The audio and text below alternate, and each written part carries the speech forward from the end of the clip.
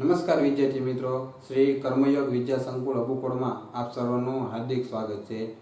આજનો આપણો video lecture direct indirect વિષયનો છે। તો આપણો જે આજનો વિડિયો છે એ ડાયલોગ અથવા કન્વર્ઝેશનનું ઇનડાયરેક્ટ સ્પીચમાં રૂપાંતર, એટલે કે જે સંવાદ આપેલો હોય અથવા તો એક આપણને પેરેગ્રાફ આપેલો હોય એનું ઇનડાયરેક્ટ કઈ રીતનું કરવું, તો એમના માટેના નિયમો અથવા તો અમુક એવા જે વાક્ય આવે છે કે જેના કારણે આપણે અમુક વાક્યને સમજી ના શકીએ, તો એની માટેના અમુક નિયમો છે, તો એના વિશે ભણવાનું છે આજે। એટલે કે આની પહેલાંના જે વર્ગો હતા એ આપણે માત્ર વાક્ય એટલે કે વિધાન વાક્ય હોય કે પ્રશ્નાર્થ હોય કે ઉદ્ગાર હોય કે આશ્ચર્ય હોય કે બીજું કોઈ પણ વાક્ય હોય, તો એ વાક્યની રચના કઈ રીતની થાય અથવા તો એ વાક્ય બનાવવું કઈ રીતનું, એના વિશે આપણે વાત કરી હતી। હવે તો કે આ જે લેક્ચર છે અથવા તો હવે જે આપણે ભણવાનું છે, તો એમની અંદર આપણને બધા જ વાક્ય ભેગા કરીને આપ્યા છે। સંવાદ તરીકે આપ્યા હોય તો આપણને બધા જ વાક્ય એમાં આપ્યા હોય, પેલું પ્રશ્નાર્થનું હોય, એના જવાબનું હોય, પછી લેટવાળું હોઈ શકે, પછી એની નીચે વિધાન પણ હોઈ શકે, પ્રશ્નાર્થ પણ હોઈ શકે, એટલે કે આપણને એક આખો સંવાદ તરીકે આપે છે।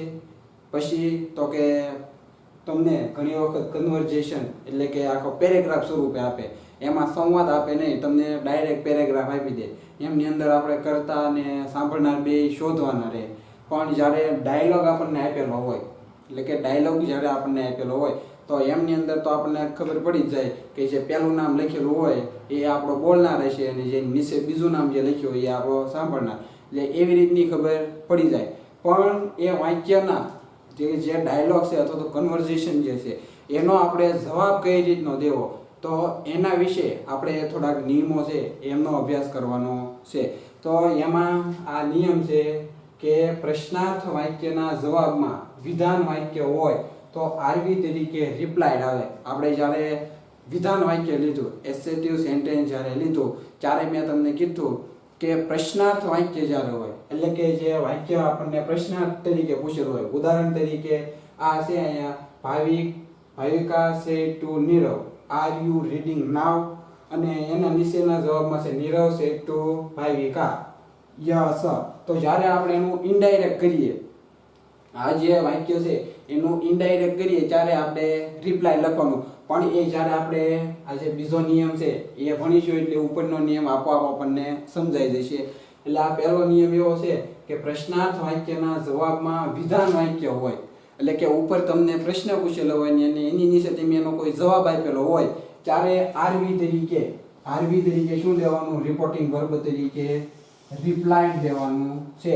પણ ક્યારે, તો કે પ્રશ્નાર્થ વાક્ય હોય અને એના જવાબમાં જેનો જે જવાબ છે એમાં કેવું વાક્ય હોવું જોઈએ, વિધાન વાક્ય હોવું જોઈએ। ઉદાહરણ તરીકે આ છે Bhavika say to Nirav, are you reading now, શું તો અત્યારે વાંચી રહ્યો છો? તો નીરવ છે એ ભાવિકાનો જવાબ આપે છે કે હા, તો પ્રશ્ન પૂછેલો છે એનો જવાબ આપ્યો છે, તો જે જવાબ આપ્યો છે એમાં આપણે આરવી તરીકે શું લેવાનું, રિપ્લાય લખવાનું રહેશે। પણ એ જ્યારે આપણે આનું જે ડાયલોગ છે એનું આપણે ઇનડાયરેક્ટ કરીશું ત્યારે આપણને વધારે ખબર પડશે। પછી બીજો નિયમ શું છે, તો કે પ્રશ્નાર્થ વાક્યના જવાબમાં યસ આપ્યું હોય, ખાસ યાદ રાખજો, પ્રશ્નાર્થ વાક્ય હોય અને એના જવાબમાં આપણને યસ આપેલું હોય તો રિપ્લાય પોઝિટિવલી આરવી તરીકે લખવાનું રહેશે। શું? રિપ્લાય પોઝિટિવલી, ક્યારે, તો કે યસ થી જવાબ આપેલો હોય ત્યારે।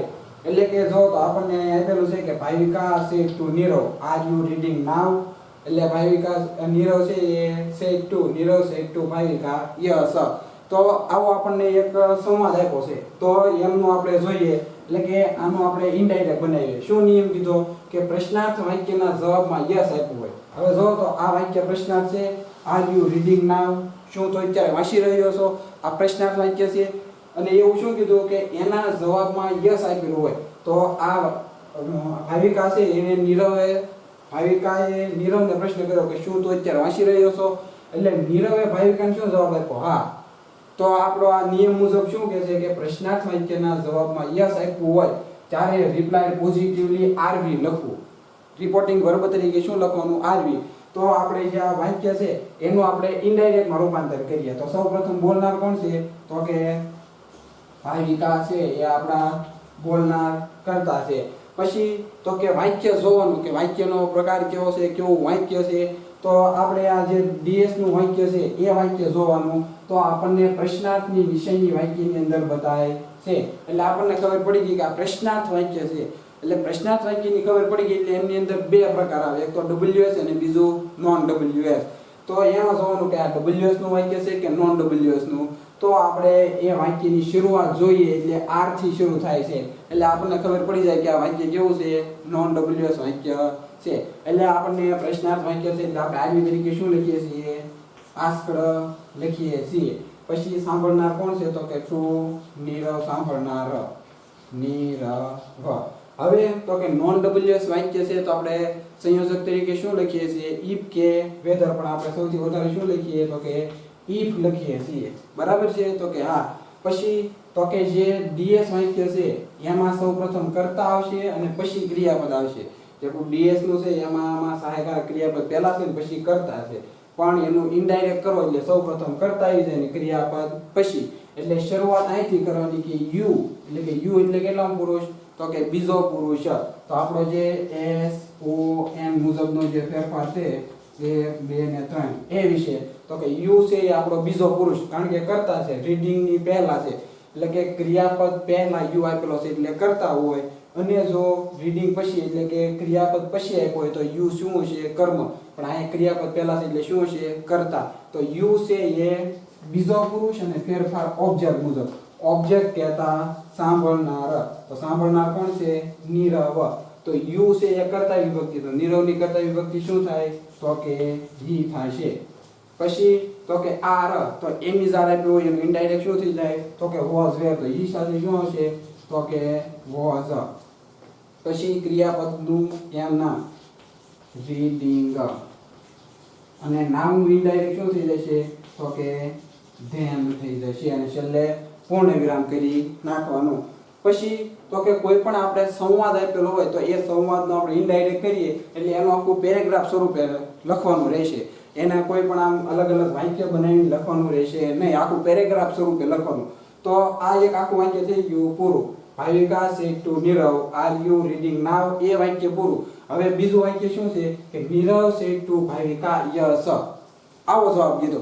તો હવે આપણને શું કીધું છે કે જ્યારે વાક્યની અંદર તમને પ્રશ્ન પૂછેલો હોય અને એ પ્રશ્નના જવાબમાં યસ આપેલું હોય ત્યારે આરવી તરીકે શું લખવાનું? Replied positively. તો આપણે અહીંયા રિપ્લાઇડ તો આપણને ખબર જ છે કે રિપ્લાઇડ શા માટે આવવાનું છે. તો એ પહેલા નિયમ મુજબ કે પ્રશ્નાર્થ વાક્યના જવાબમાં વિધાન વાક્ય હોય તો આરવી તરીકે શું લખવાનું? રિપ્લાઇડ લખવાનું. અને જો એ પ્રશ્નાર્થ વાક્યનો જે જવાબ છે એમની અંદર જો યસ આપ્યું હોય તો પોઝિટિવલી લખવાનું. તો આપણે આ જે બીજું વાક્ય છે Nirav said to Bhavika yes, આવો જવાબ એને આપેલો છે તો એનું ઇનડાયરેક્ટ કરીએ. તો સૌપ્રથમ બોલનાર કોણ થશે આ બીજા વાક્યમાં? તો કે બોલનાર છે નીરવ. પછી જો તો આ જે પહેલો નિયમ છે એ એવું કીધું કે પ્રશ્નાર્થ વાક્યના જવાબમાં વિધાન વાક્ય છે, અથવા તો પ્રશ્ન પૂછેલું જે વાક્ય છે એનો જો જવાબ આપેલો હોય તો આપણે આરવી તરીકે રિપ્લાય લખવાનું.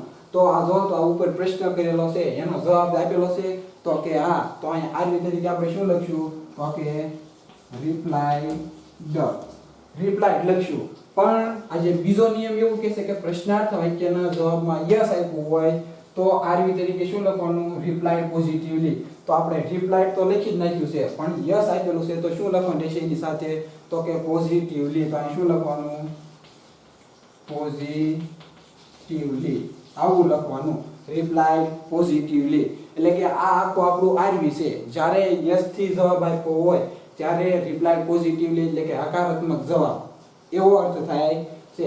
એટલે કે જો બોલનાર આવી ગયો પછી આરવી તરીકે રિપ્લાઇડ જે છે એ આપણું પોઝિટિવલી તરીકે આવી ગયું.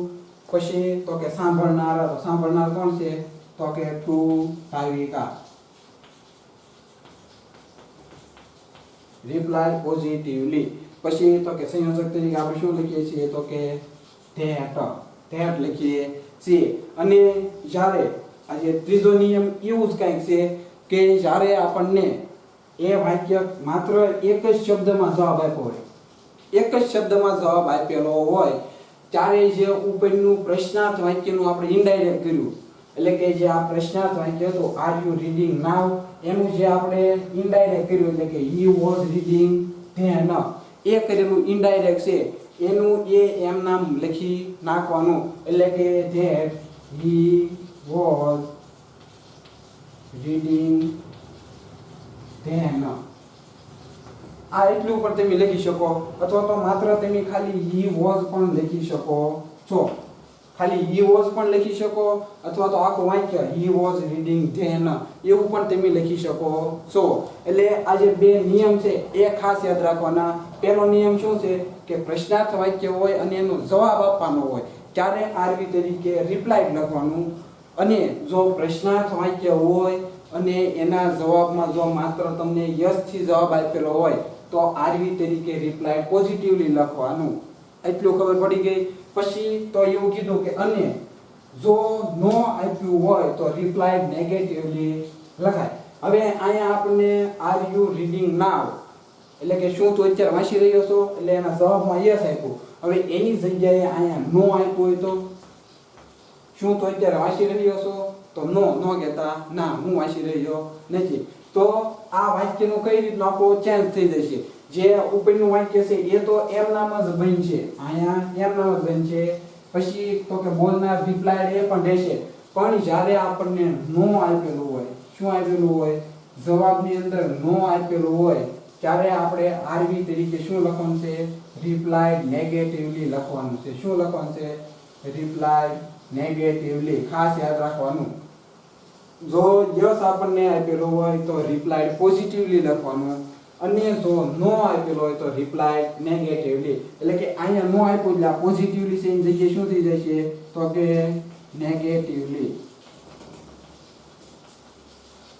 બાકીનું એમ નામ હી વોઝ, અને અહીંયા તમે નોટ પણ લગાડી શકો છો, અથવા તો હી વોઝ અહીંયા નોટ રીડિંગ પણ તમે કરી નાખવાનું. એટલે ખાસ યાદ રાખવાનું કે જ્યારે આપણને પ્રશ્નાર્થ વાક્યના જવાબમાં યસ આપેલું હોય તો રિપ્લાય પોઝિટિવલી લખવાનું, અને જો નો આપેલું હોય તો રિપ્લાય નેગેટિવલી લખવાનું રહેશે. એટલે કે આ બે નિયમ છે એ ખાસ ધ્યાનમાં રાખવાના કે પ્રશ્નાર્થ વાક્ય હોય એના જવાબ આપવાનો હોય ત્યારે રિપ્લાય આરવી તરીકે લખવાનું, જો યસ માં આવ્યો તો રિપ્લાય પોઝિટિવલી અને નો માં આવ્યો તો રિપ્લાય નેગેટિવલી લખવાનું રહેશે. પછી જે આપણો ત્રીજો નિયમ છે એ આ ઉપર વાક્ય જેવો પણ થોડોક વિચિત્ર છે કે પ્રશ્નાર્થ વાક્યના જવાબમાં માત્ર એક જ શબ્દ જવાબ આપ્યો હોય તો તેવા શબ્દો ને ઉપરના વાક્યના કર્તા ક્રિયાપદ અન્ય શબ્દને આધારે ગોઠવી આખું વાક્ય લખવું. એટલે કે જે મેં આ વાક્ય અહીંયા બનાવ્યું હતું, આ જે આપણે વાક્ય બનાવ્યું હતું હી વોઝ રીડિંગ ધેન, તો આવું તે એટલે કે જે ઉપરનું જે પ્રશ્નાર્થ વાક્ય છે એનું જે ઇનડાયરેક્ટ કર્યું છે એના જ તે જેવું આ વાક્ય થશે. એટલે કે આપણે જોઈએ તો કે આપણને આ બનાવીને આપ્યું છે કે Anil said to Hemali when did you return from Bombay, તું ક્યારે બોમ્બે થી પાછો આવ્યો, એટલે કે ક્યારે પાછી આવી. હેમાલી છે એટલે એટલે કે ક્યારે તું પાછી આવી. એટલે હેમાલી સેડ ટુ અનિલ, એટલે હેમાલીએ અનિલને જવાબ આપ્યો યસ્ટરડે, એટલે કે ગઈકાલે આવી. તો જો અહીંયા માત્ર ખાલી એક જ વાક્યમાં જવાબ એટલે કે એક જ શબ્દમાં આપ્યો છે, એ શું છે, યસ્ટરડે એટલે કે ગઈકાલે. અહીંયા એવું પૂછ્યું કે તું ક્યારે બોમ્બે થી પાછી આવી, એટલે આ બેન છે એને શું જવાબ આપ્યો કે યસ્ટરડે એટલે કે ગઈકાલે. તો આ ઉપરનો નિયમ એવું કહે છે કે પ્રશ્નાર્થ વાક્યના જવાબમાં માત્ર એક જ શબ્દમાં જવાબ આપ્યો હોય તો તેવા શબ્દોને ઉપરના વાક્યના કર્તા ક્રિયાપદ અન્ય શબ્દને આધારે ગોઠવી આખું વાક્ય લખવું. તો આપણે પહેલા વાક્ય બનાવીએ તો કે Anil said to Hemali when did you return from Bombay, તો એનું ઇનડાયરેક્ટ કરીએ તો બોલનાર કોણ છે, તો કે અનિલ છે એ આપણા બોલનાર. પછી તો કે વાક્ય જોવાનું કે વાક્ય કેવું છે, તો કે વાક્ય પ્રશ્નાર્થ છે અને ડબલ્યુએસ વાક્ય છે, કારણ કે વેન આપેલું છે એટલા માટે. એટલે આરવી તરીકે શું લખશું આપણે, આસ્કડ લખીશું, બરાબર છે. પછી કોણ સાંભળનાર છે, તો કે ટુ હેમાલી. હવે સંયોજક તરીકે તો કે આ ડબલ્યુએસ વાક્ય રચના છે એટલા માટે જે તે ડબલ્યુએસ સંયોજક તરીકે એટલે કે વેન સંયોજક તરીકે રહેશે.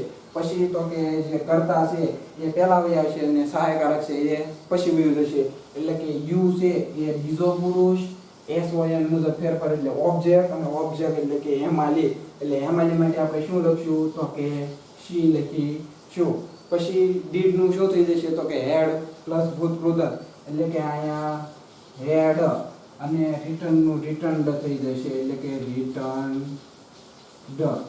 પછી તો કે ફ્રોમ બોમ્બે નું ફ્રોમ બોમ્બે, તો કે ફ્રોમ બોમ્બે. છેલ્લે પૂર્ણ વિરામ કરી નાખવાનું. તો આ ઉપરનો જે પ્રશ્ન છે એના જવાબમાં ખાલી એક જ શબ્દ આપ્યો છે યસ્ટરડે. તો આપણને એવું કીધું કે ઉપરના જે વાક્ય છે એ મુજબના કર્તા ક્રિયાપદને એ ગોઠવીને આખું વાક્ય બનાવવાનું રહેશે. તો જે બીજું વાક્ય છે Hemali said to Anil yesterday, તો એનું ઇનડાયરેક્ટ કરવાનું. તો આમાં બોલનાર કોણ છે તો કે હેમાલી, તો કે લખવાનું કે હેમાલી.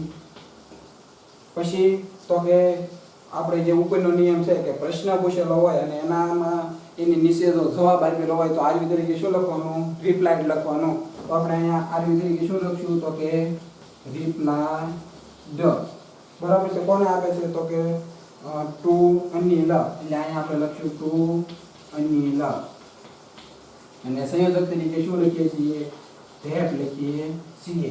હવે કીધું કે જે વાક્ય ઉપરનું વાક્ય છે એટલે કે જે આ આપણું વાક્ય જે છે when did you return from Bombay, એનું જે ઇનડાયરેક્ટ આપણે કર્યું છે એ વાક્યના કર્તા સહાયકારક ક્રિયાપદ એ મુજબ આખું વાક્ય બનાવવાનું. તો આ જે ઉપરનું વાક્ય છે આપણે જે ઇનડાયરેક્ટ કર્યું છે શી હેડ રિટર્ન ફ્રોમ બોમ્બે, તો એ મુજબ આપણે બનાવશું. તો આ ઉપરના કર્તા મુજબ તો કે શી, હેડ નું હેડ, રિટર્ન નું રિટર્ન્ડ. ક્યારે પાછી તો કે યસ્ટરડે, તો યસ્ટરડે નું ઇનડાયરેક્ટ શું થાય તો કે ધ પ્રીવિયસ ડે, એટલે કે ધ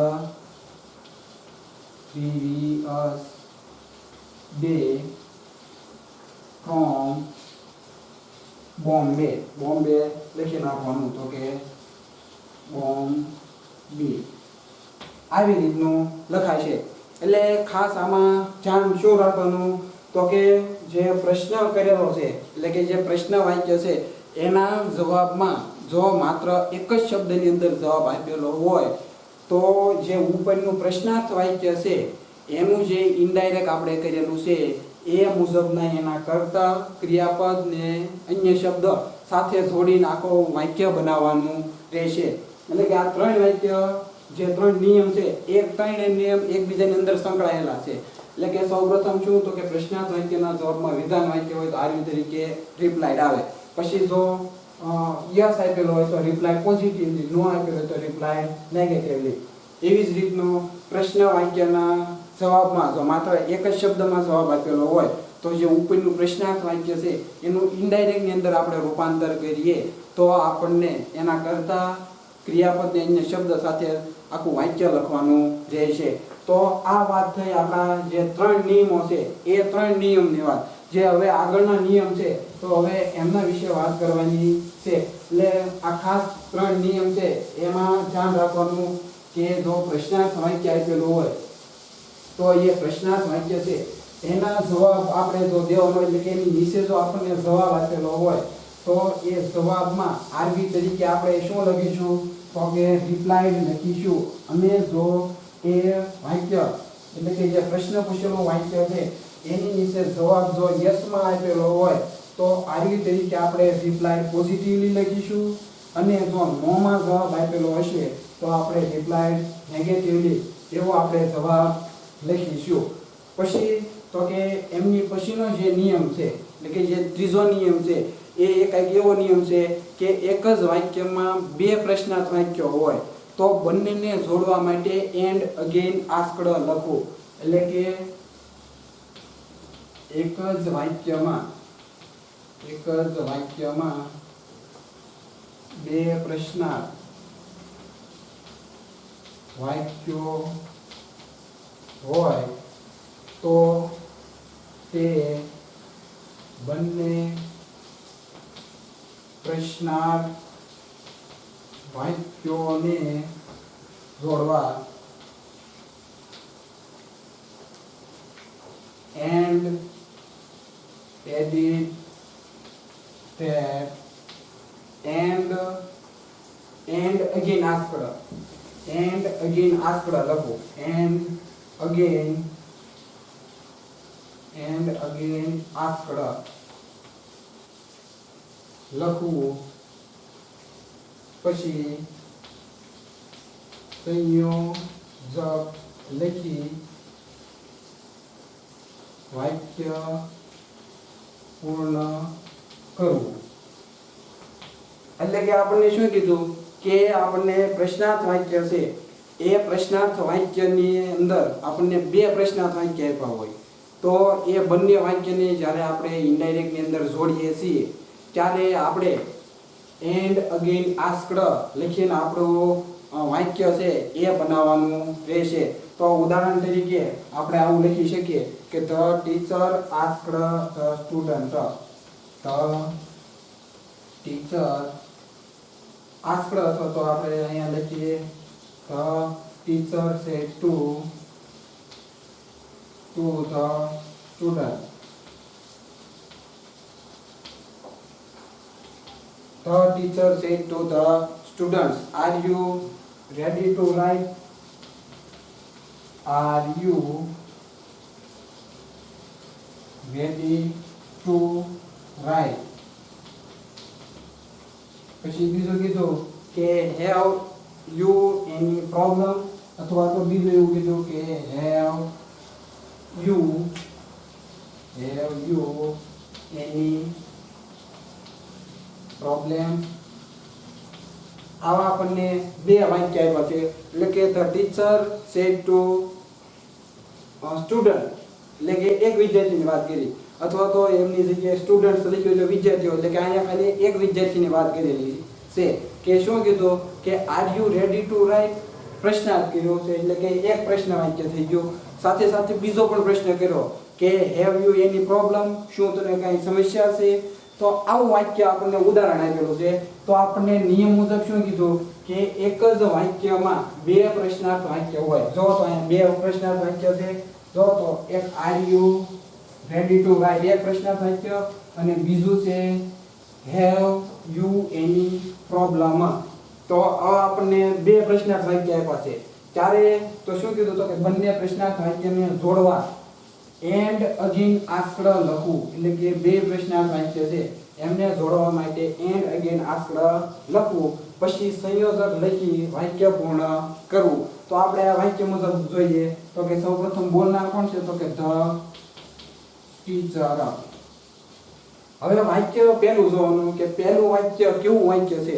આપણે જો કે નિયમ મુજબ ખબર પડી જશે કે બે વાક્ય કેવા છે પ્રશ્નાર્થ વાક્ય છે એટલે જોવાનું કે પ્રશ્નાર્થ વાક્યની અંદર આ છે કે WS નું છે કે નોન WS નું.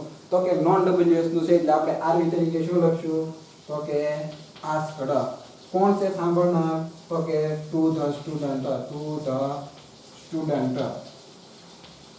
એક વિદ્યાર્થીની વાત કરેલી છે તો જો તો નોન WS એટલે આપણે સંયોજક તરીકે શું લખશું if અથવા તો whether પણ આપણે અહીં શું લખીએ છીએ માત્ર if.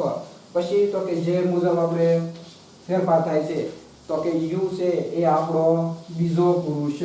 તો બીજો પુરુષ એટલે સ્ટુડન્ટ એટલે કે એક જ વિદ્યાર્થીની વાત છે એટલા માટે અહીંયા હી લખીશું. આર નું શું થઈ જાય છે તો કે was, રેડી નું રેડી, ટુ નું ટુ, રાઈટ નું રાઈટ.